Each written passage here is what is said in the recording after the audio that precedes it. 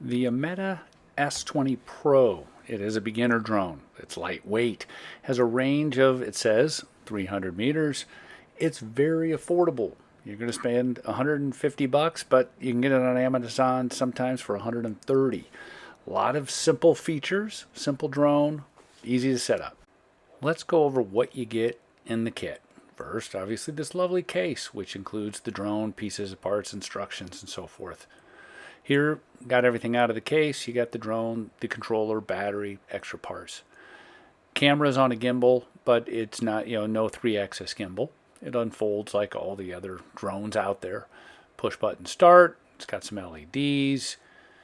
USB charging for the battery.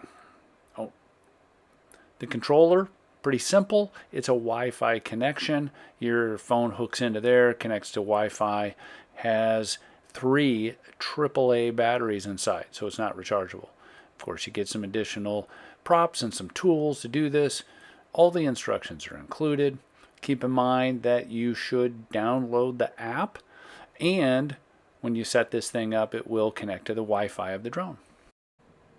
After you power everything up and get connected to the Wi-Fi, and you'll see this screen here. First thing to do, go up in the upper left or upper right, and you'll have these different controls.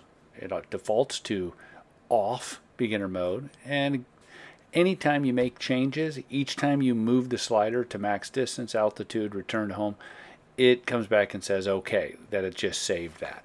It's a little tedious the way it goes through that process.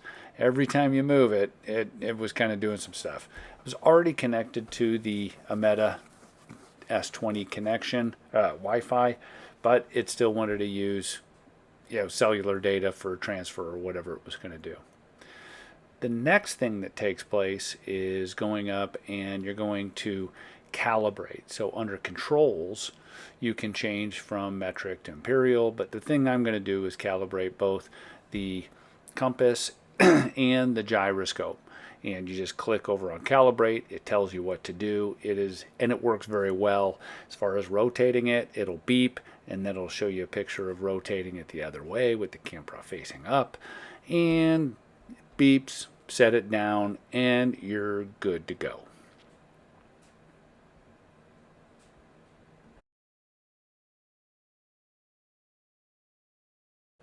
The other thing is your SD card. Now, down there in the lower right, I select that and up pops this. If I hit format, it's going to format the card. You'll see it's formatting, comes back up. I got 31 gigs and I'm good to go.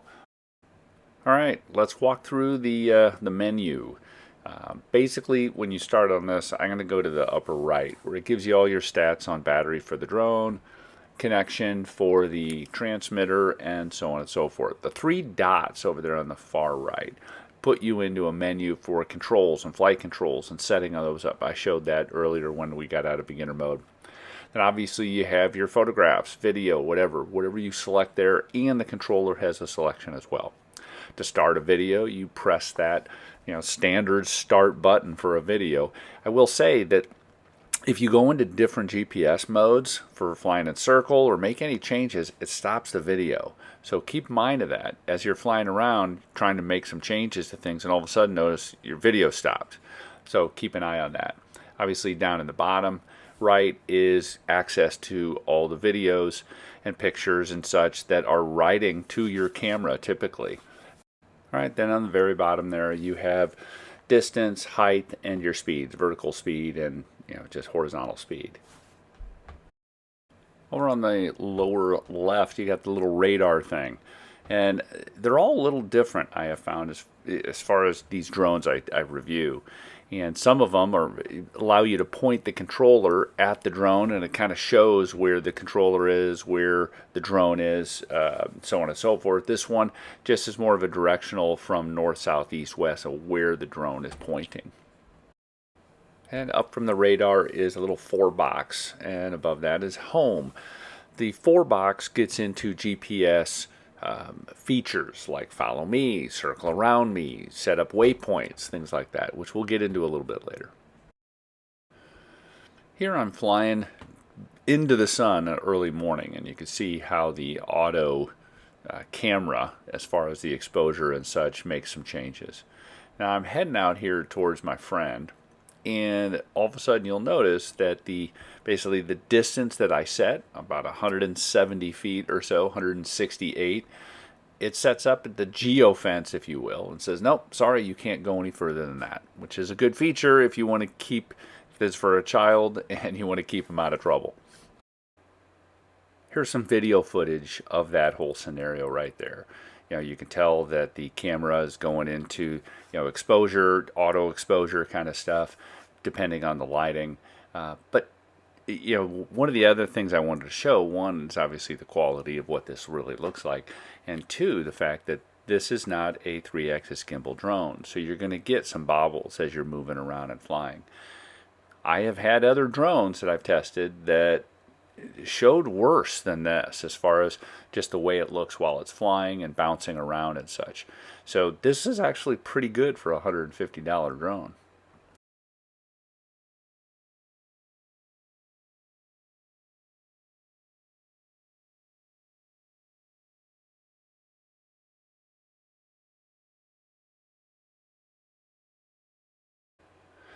So I noticed that, my geofencing, or my distance away, both altitude and distance, were a little too low. So I wanted to make some changes there for max distance to altitude and so on, and went back into the screen. When I did so, it does turn off my video. So you'll notice when I go back that my video is turned off, and it saved it to my phone, which is really cool. But as I'm flying around thinking the video is playing or video is recording, it's not.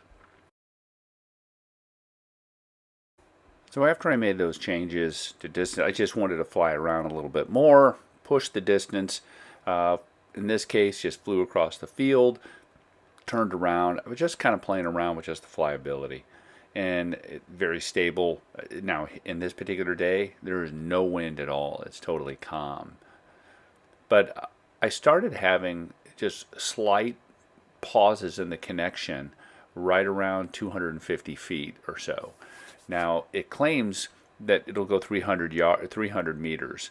I don't know. I'm going to push it on that, but for the most part, for what type of drone this is, as far as taking video such close up, I thought it was very acceptable.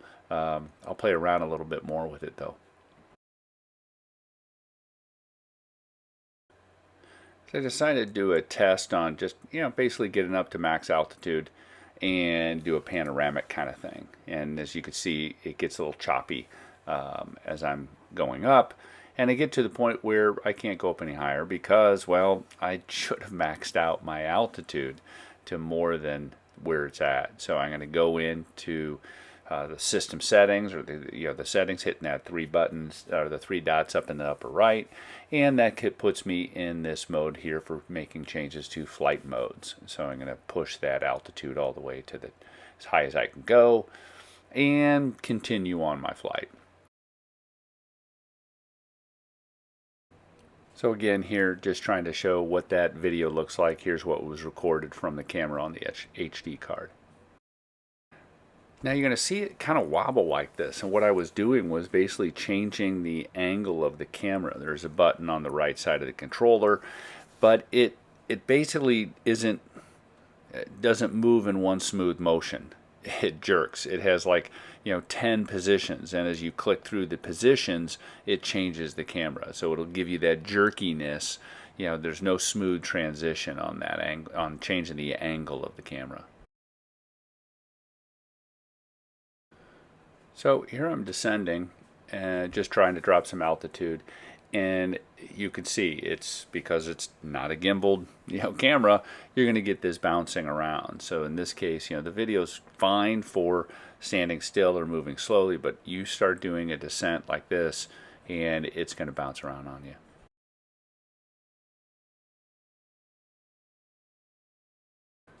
Okay, so let's show the camera features, the GPS camera features, which is that box right above the radar, those 4 boxes.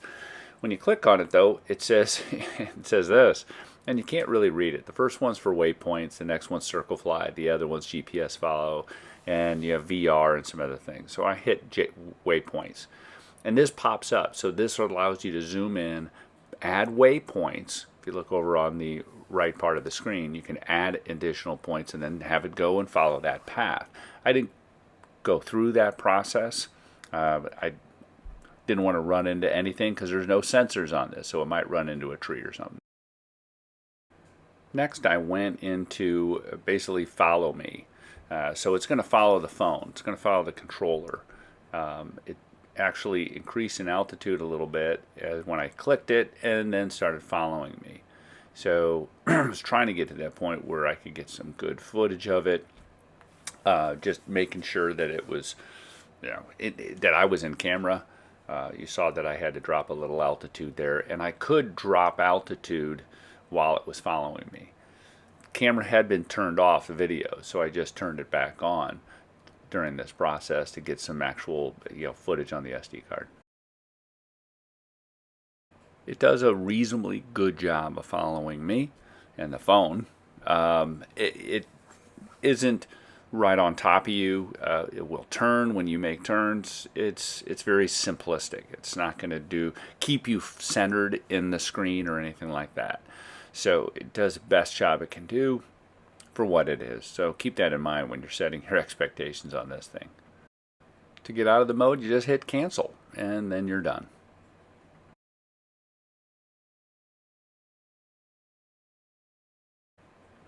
The circle flies are on these drones sometimes can be, it's not a challenge, it's a tight radius. It starts from where the drone is now, it backs up like you're seeing here, and then starts zipping around. I tried to control it on some drones I've had. You could move the right stick fore and aft and make the circle wider. And this one it didn't. It kind of just canceled out of it. So the only way to really change the diameter is to basically slide. You'll see here I could slide the orbit out to 20 meters or shorten it, whatever it was, whatever I wanted to do. So anyway, these are just a couple of the features that you get with this from a GPS feature perspective. Notice in the upper right corner my battery on the drone is getting a little low. Wanted to do one more test. So wanted to do a return to home test. There's two ways you can do it. You could either hit on the screen, return to home, or on the controller. So as you saw when I did the setup, it's going to climb. It's going to go to an altitude of whatever I had preset. And then it is going to make its way home. I always like to do this to see how close does it come to landing where home was. And I'll fast forward this a little bit, but it lands pretty darn close. So what you're seeing here is from my hat cam, my GoPro I have on my hat, just to kind of show where it was going to land, which was really within, I took off right there from that corner of the asphalt, and it was only maybe, 6 feet away from that. So again, I'm just really impressed with a $150 drone that the GPS system on it worked that well. Okay, I've had a chance to play with this a little bit, so let me summarize a couple things. One is, with a lot of these drones, I always look at what are the claims and how well does it perform to the claims. Ultra high def camera, the camera's fine. It is not as great as some I've seen, but it actually, I was surprised at how stable it was, even though it doesn't have a 3-axis gimbal. Flying around, it did a pretty good job.